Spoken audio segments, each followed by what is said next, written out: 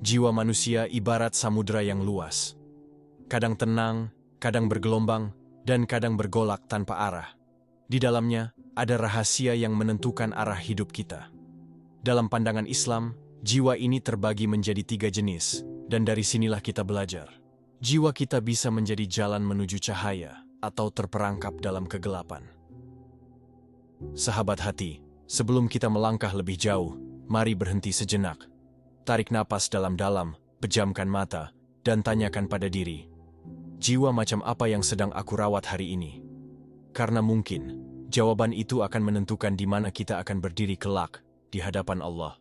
Jika video ini menyentuh hatimu, jangan lupa untuk klik like, subscribe, dan bagikan, agar lebih banyak hati yang tergerak menuju cahaya.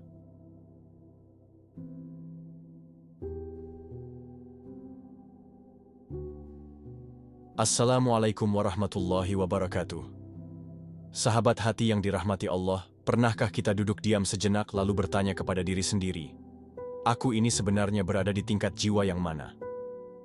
Pertanyaan ini terdengar sederhana, tapi jawabannya bisa menentukan kemana arah hidup kita di dunia dan akhirat. Ada jiwa yang selalu mendorong kita pada keburukan, yang membuat hati gelap, lisan kotor, dan perbuatan jauh dari Allah. Inilah jiwa yang perlu kita waspadai. Ada jiwa yang selalu menegur, membuat kita gelisah setiap kali salah, dan memanggil kita untuk kembali ke jalan yang lurus. Jiwa ini adalah tanda kasih sayang Allah kepada kita. Dan ada jiwa yang tenang, yang damainya tidak bisa dibeli dengan apapun di dunia. Jiwa yang hanya rindu pada Allah dan yakin pada janjinya. 3 jenis jiwa ini bukan sekadar istilah dalam kitab, tapi cermin kehidupan yang setiap hari kita rasakan. Kadang, dalam sehari saja, kita bisa berpindah dari satu tingkat jiwa ke tingkat yang lain tanpa sadar. Sebab manusia adalah makhluk yang terus berjuang antara cahaya iman dan gelapnya hawa nafsu. Al-Quran menyebutnya dengan jelas, An-Nafs al-Ammarah, An-Nafs al-Lawwamah, dan An-Nafs al-Muthmainnah. Ketiganya bukan hanya teori, tapi realita yang bisa kita rasakan saat hati kita menangis atau tertawa. Jiwa ammarah membuat kita terjebak dalam dosa, lalu merasa biasa saja. Jiwa lawamah membuat kita menyesal setiap kali tergelincir, namun tetap berusaha bangkit. Jiwa muthmainnah membuat kita damai bahkan di tengah badai, karena yakin Allah selalu bersama. Maka, membentuk jiwa berarti menata arah hidup. Membentuk jiwa berarti melatih hati untuk memilih cahaya di atas kegelapan. Membentuk jiwa berarti memutuskan, aku ingin pulang kepada Allah dengan hati yang bersih. Dan hari ini mari kita renungkan, jiwa macam apa yang sedang kita rawat? Setiap manusia dilahirkan dengan potensi untuk baik atau buruk. Jiwa kita adalah kemudi yang mengarahkan kemana kaki melangkah. Dalam Islam, jiwa bukan sekadar nyawa. Ia adalah pusat perasaan, kesadaran, dan arah hidup. Allah menggambarkan 3 tingkat jiwa agar kita bisa mengenal diri, lalu memperbaikinya. Jiwa ammarah adalah jiwa yang cenderung mengajak kepada keburukan. Ia seperti api yang membakar kesabaran dan kebaikan. Jiwa ini membuat kita merasa dosa itu biasa, bahkan kadang terasa manis. Saat ammarah menguasai, hati sulit mendengar nasihat dan mudah menolak kebenaran. Lalu ada jiwa lawamah, jiwa yang menegur dan mencela diri ketika salah. Ia membuat kita merasa bersalah, mendorong kita bertaubat, dan menyesali kesalahan. Jiwa ini ibarat alarm hati yang Allah pasang agar kita tidak tenggelam. Dan puncaknya adalah jiwa muthmainnah, jiwa yang tenang, ridha pada Allah, dan diridai Allah. Jiwa ini melihat musibah sebagai ujian, nikmat sebagai amanah, dan hidup sebagai perjalanan pulang. Tapi mencapai jiwa muthmainnah bukan hal instan, butuh mujahadah, perjuangan melawan hawa nafsu setiap hari. Setiap langkah kecil menuju ketaatan adalah bentuk latihan membentuk jiwa. Menahan amarah, memaafkan, bersyukur, dan sabar. Semuanya mengasah hati. Jiwa yang kita rawat hari ini akan menjadi saksi di hadapan Allah kelak. Ia akan berkata, Ya Rabb, aku dijaga dengan takwa, atau Ya Rabb, aku dibiarkan lalai. Maka jangan biarkan jiwa kita tumbuh liar tanpa bimbingan wahyu. Jadikan Al-Quran sebagai peta, sholat sebagai penuntun arah, dan zikir sebagai penenang. Karena sejatinya, perjalanan ini bukan sekadar soal hidup di dunia, tapi soal pulang dengan selamat.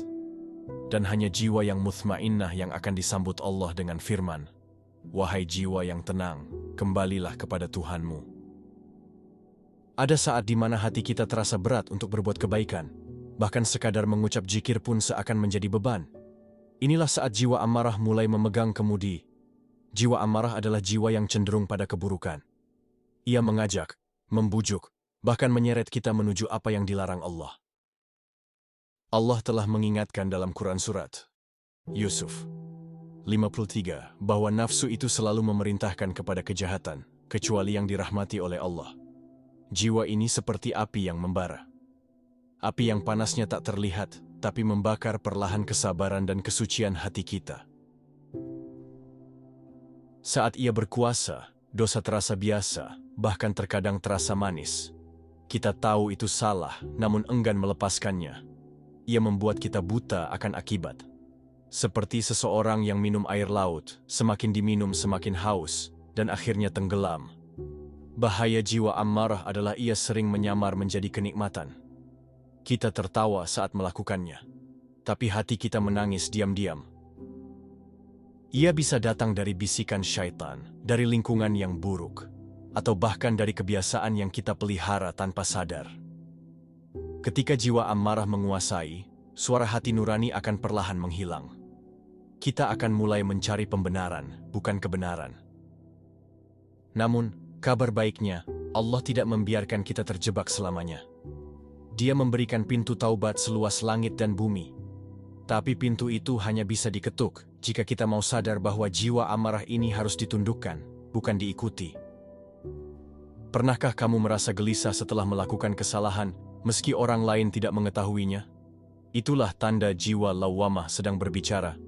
Jiwa lawwamah adalah jiwa yang mencela dan menegur dirinya sendiri ketika berbuat dosa. Allah menyebutnya dalam Quran Surat Al-Qiyamah 2. Dan aku bersumpah dengan jiwa yang amat menyesali dirinya sendiri.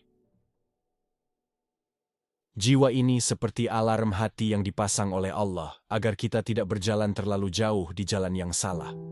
Saat kita tergelincir, ia segera mengirimkan rasa bersalah, membuat hati berdebar, dan pikiran tak tenang. Mungkin kita masih jatuh dalam dosa, tapi setidaknya kita tidak merasa nyaman di dalamnya.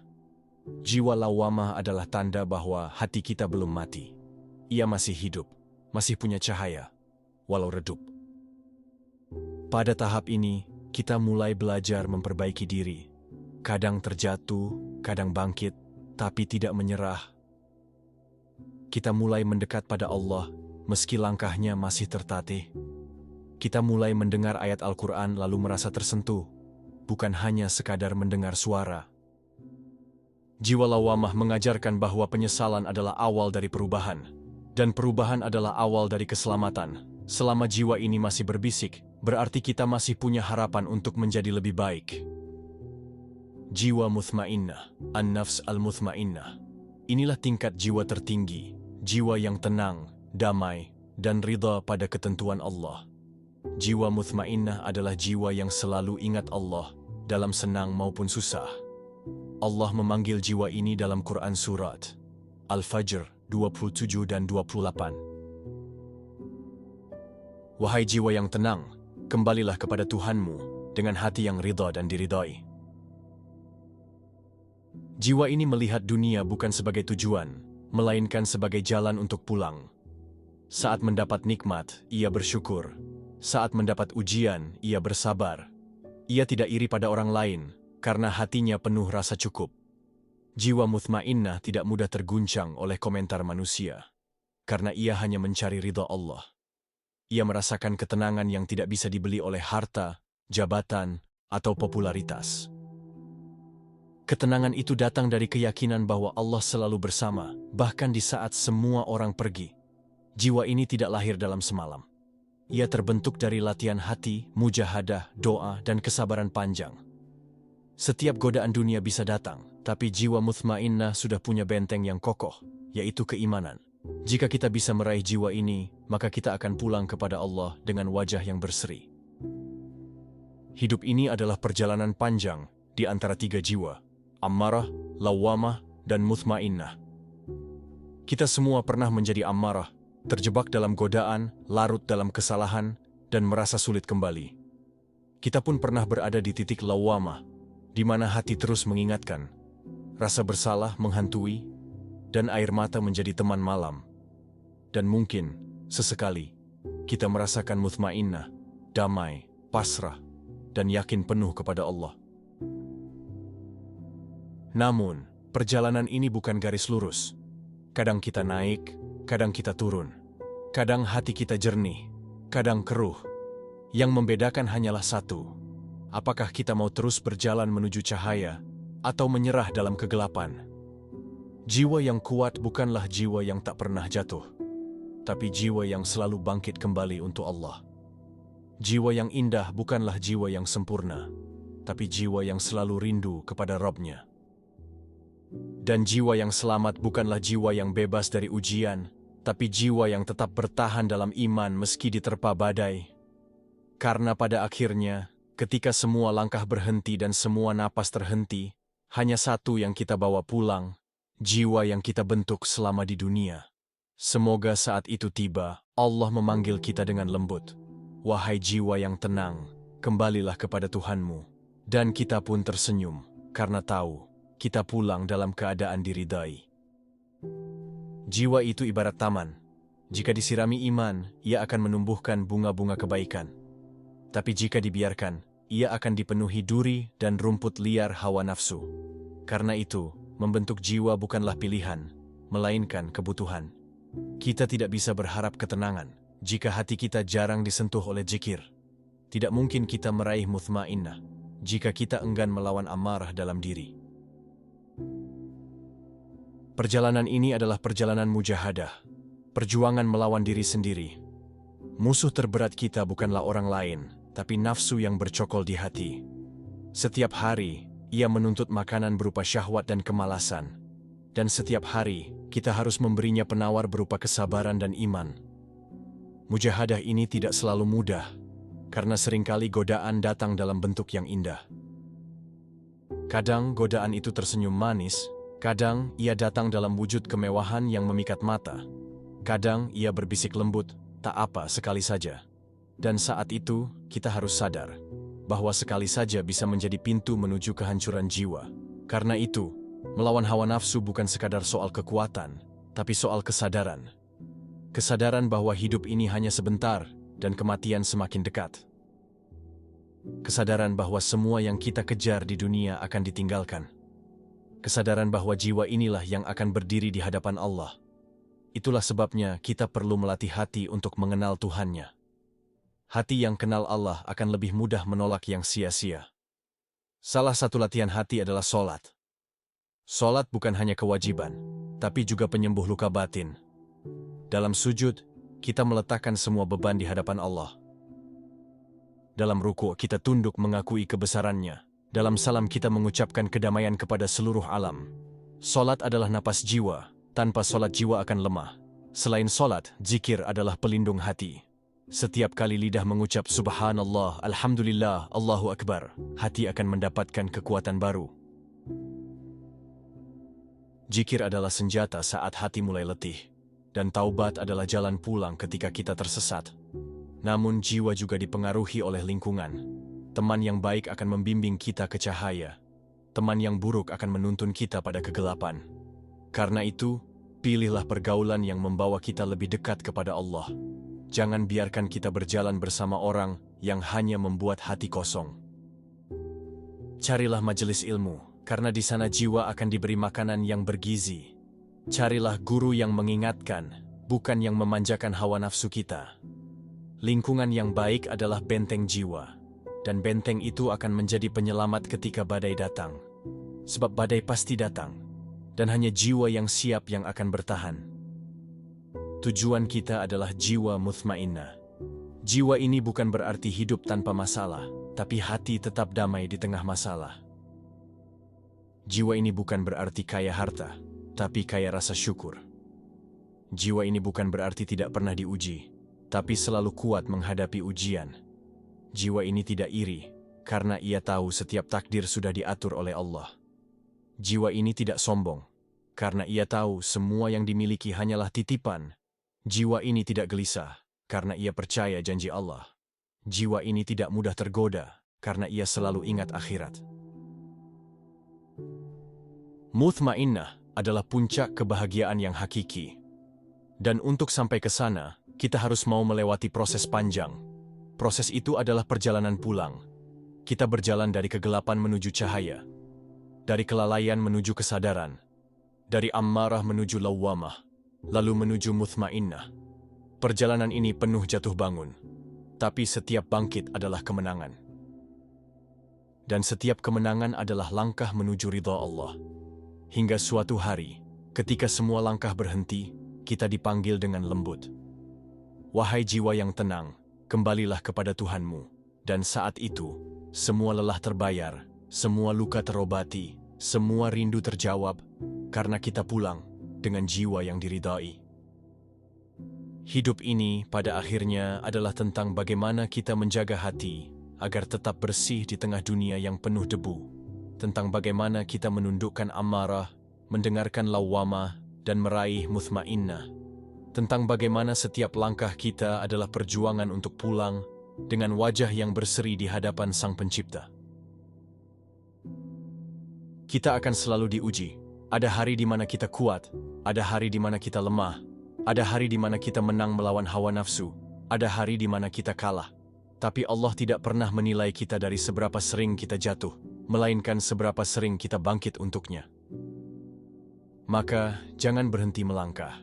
Jangan biarkan jiwa kita tertidur dalam kelalaian. Bangunkan ia dengan zikir, sirami ia dengan ilmu, dan kuatkan ia dengan doa. Karena suatu hari nanti, ketika semua langkah berhenti, hanya jiwa yang kita rawat inilah yang akan menjadi bekal terakhir kita. Dan semoga saat itu tiba, kita mendengar panggilan yang paling indah dalam hidup.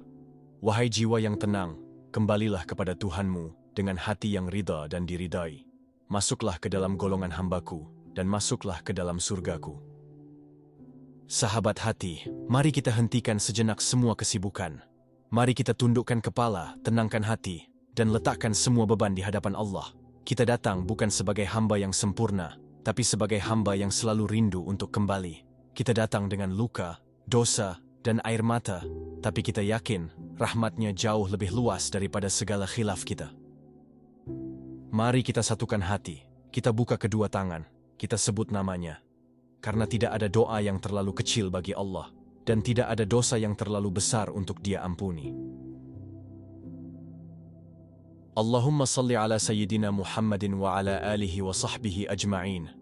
Ya Allah, yang maha membolak-balikkan hati, tetapkanlah hati kami di atas agama-Mu.